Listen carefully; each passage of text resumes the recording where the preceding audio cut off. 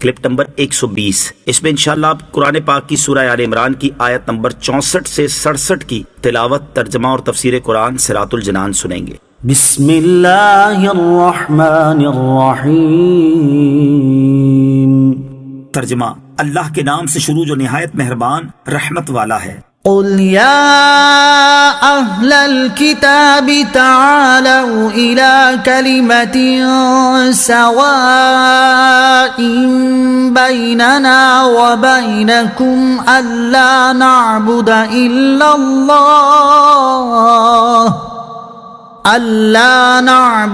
الا اللہ ولا نشرک به شیئا ولا يتخذ بعضنا بعضا اربابا من دون اللہ فَإِن تَوَلَّوْا فَقُولُوا اشْهَدُوا بِأَنَّا مُسْلِمُونَ۔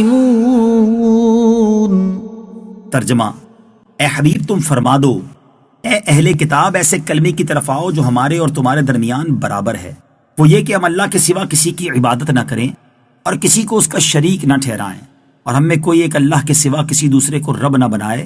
پھر بھی اگر وہ منہ پھیریں تو اے مسلمانوں تم کہہ دو، تم گواہ رہو کہ ہم سچے مسلمان ہیں۔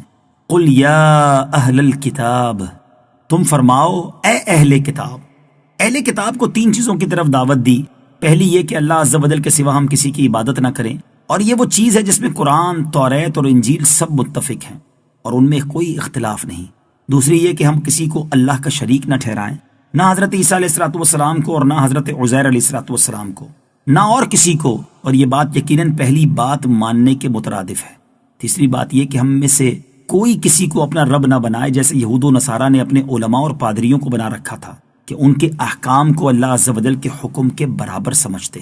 اختلاف ختم کرنے کا عمدہ طریقہ۔ اس آیت میں اختلاف ختم کرنے کا عمدہ طریقہ بیان کیا ہے کہ جو مشترکہ اور متفقہ چیزیں ہیں انہیں طے کر لیا جائے تاکہ اختلافی امور ممتاز ہو جائیں اور ان کی تعداد کم ہو جائے اور بحث صرف انہی پر منحصر رہے، ورنہ ہوتا یہ ہے کہ جب بحث کی جاتی ہے تو کبھی اختلافی موضوع زیر بحث آتا ہے اور کبھی اتفاقی پر بحث شروع ہو جاتی ہے۔ یا اہل الکتاب لم تحاجون فی ابراہیم وما انزلت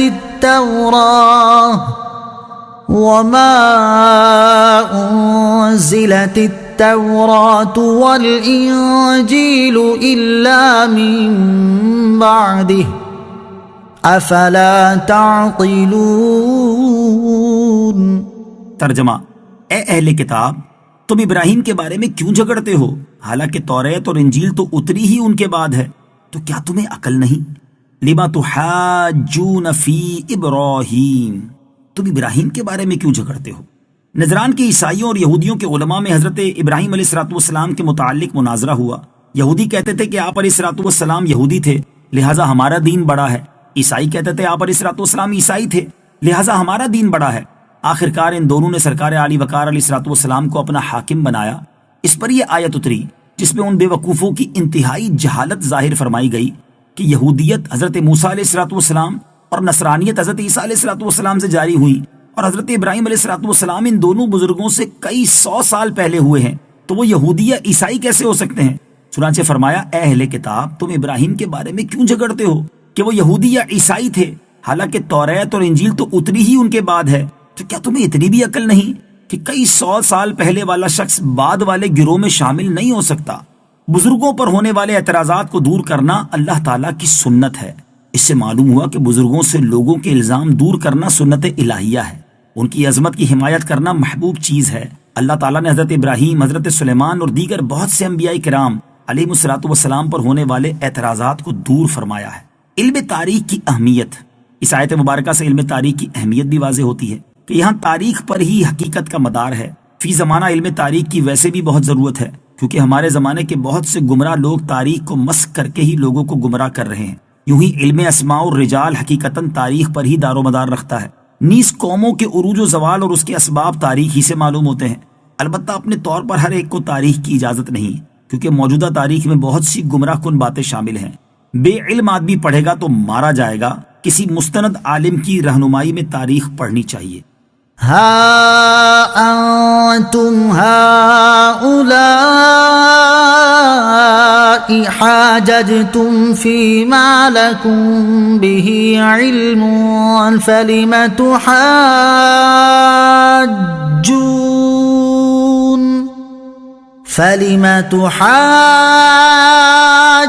تحاجون فيما ليس لكم به علم واللہ یعلم وانتم لا تعلمون. ما كان ابراہیم یہودیا ولا نصرانیا ولكن كان حنیفا مسلما وما كان من المشرکین. ترجمہ: سن لو، تم وہی لوگ ہو جو پہلے اس معاملے میں جھگڑتے تھے جس کا تمہیں علم تھا، تو اب اس میں کیوں جھگڑتے ہو جس کا تمہیں علم ہی نہیں؟ اور اللہ جانتا ہے اور تم نہیں جانتے. ابراہیم نہ یہودی تھے اور نہ عیسائی، بلکہ وہ ہر باطل سے جدا رہنے والے مسلمان تھے اور مشرکوں میں سے نہ تھے. ہا انتم ہؤلاء، سن لو تم وہی لوگ ہو. اس آیت اور اس کے بعد والی آیت کا خلاصہ یہ ہے کہ یہ تم ہی ہو کہ تمہاری کتابوں میں نبی آخر الزماں صلی اللہ تعالی علیہ وآلہ وسلم کے ظہور اور آپ علیہ الصلوۃ والسلام کی نعت و صفت کا بیان موجود ہے. اس کے باوجود تم حضور علیہ الصلوۃ والسلام پر ایمان نہ لائے اور تم نے اس میں جھگڑا کیا. تو جب معلوم باتوں میں تم جھگڑا کرتے ہو تو ان باتوں میں کیوں جھگڑتے ہو جن کا تمہیں علم ہی نہیں؟ یعنی حضرت ابراہیم علیہ الصلوۃ والسلام کو یہودی یا نصرانی کہتے ہو حالانکہ تمہیں اس کا علم ہی نہیں ہے.